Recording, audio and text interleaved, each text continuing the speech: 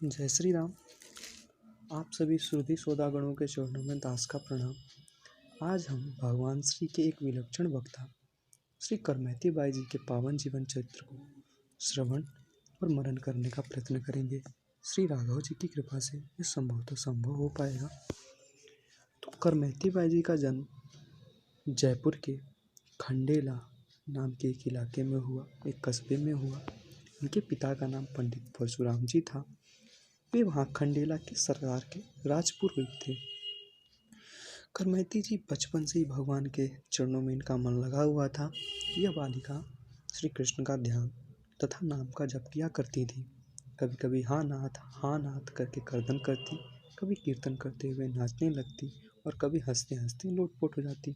नन्ही सी बालक की ऐसी भगवत प्रेम को देखकर घर वाले लोग भी बहुत प्रसन्न हुआ करते। धीरे धीरे करमैती बड़ी हुई, लेकिन करमैती की विवाह की कोई इच्छा नहीं थी, परंतु लज्जावश वह अपने पिताश्री से कुछ कह ना सकी।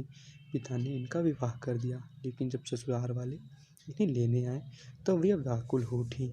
जो श्याम सुंदर का हो चुका हो उसे दूसरे का अधिकार कैसे दिया जा सकता है। उसने प्रभु से प्रार्थना प्रारंभ की और जो कातर होकर उन श्री वृंदावन चंद्र को पुकारता है उसे मार्ग अवश्य मिलता है। करमैती को भी एक उपाय सूझा। आधी रात को जब सब लोग सो रहे थे, यह अकेली चुपचाप घर से निकल पड़ी। सवेरे घर में करमैती को न मिलने पर हलचल मच गई। परशुराम जी पंडित जी जानते थे कि उनकी पुत्री कितनी पवित्र है, किंतु लोक लाज के वश उन्होंने यजमान राजा के पास गए। राजा ने उनकी सहायता के लिए चारों ओर घुड़सवार भेज दिए कि वे करमैती को ढूंढ के लावें। करमैती दौड़ी चली जा रही थी। रात्रि में वह कितनी दूर निकल आई उन्हें भी ना पता चला। सवेरा होने पर जब वो भागी जा रही थी, उन्होंने घोड़े की टप टप की आवाज़ सुनी। उन्हें डर लगा कि घुड़सवार उन्हें पकड़ने आ रहे हैं।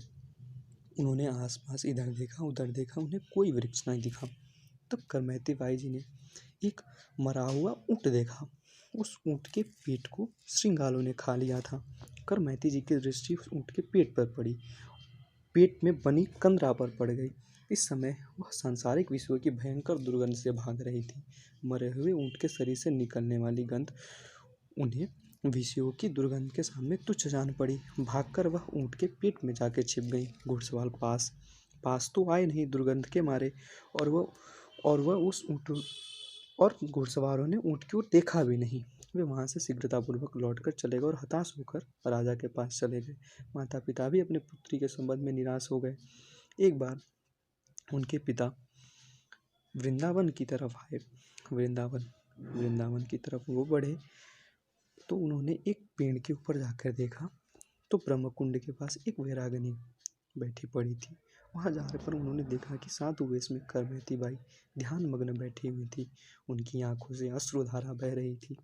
पुत्री की बाहरी दीनहीन दशा देखकर पिता को शोक हुआ, परंतु उनके भगवत प्रेम को देखकर वे धन्य मानने लगे। कई घंटों बैठते रहने पर भी जब करमैती का ध्यान भंग ना हुआ, तब पिता ने उन्हें हिला डुला कर जगाया।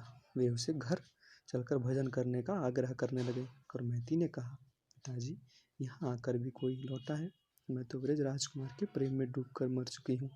अब यह मुर्दा यहाँ से उठकर कैसे जा सकता है? यह श्री करमैती बाई जी का पावन जीवन चरित्र था। हमने इनका संक्षेप में श्रवण और मनन किया। अब आने वाले समय में हम जो इस YouTube चैनल पे श्री राघव जी की कृपा से संतन के संग लांग रहे एक सीरीज चालू कर रहे हैं। इसमें पहली चरित्र श्री करमैती बाई जी का था। आने वाले समय में हम श्री और संत भक्तों की, श्री भगवान के और भक्तों की विलक्षण गाथा को आपके समक्ष पेश करने का प्रयत्न करेंगे। श्री राधे श्याम।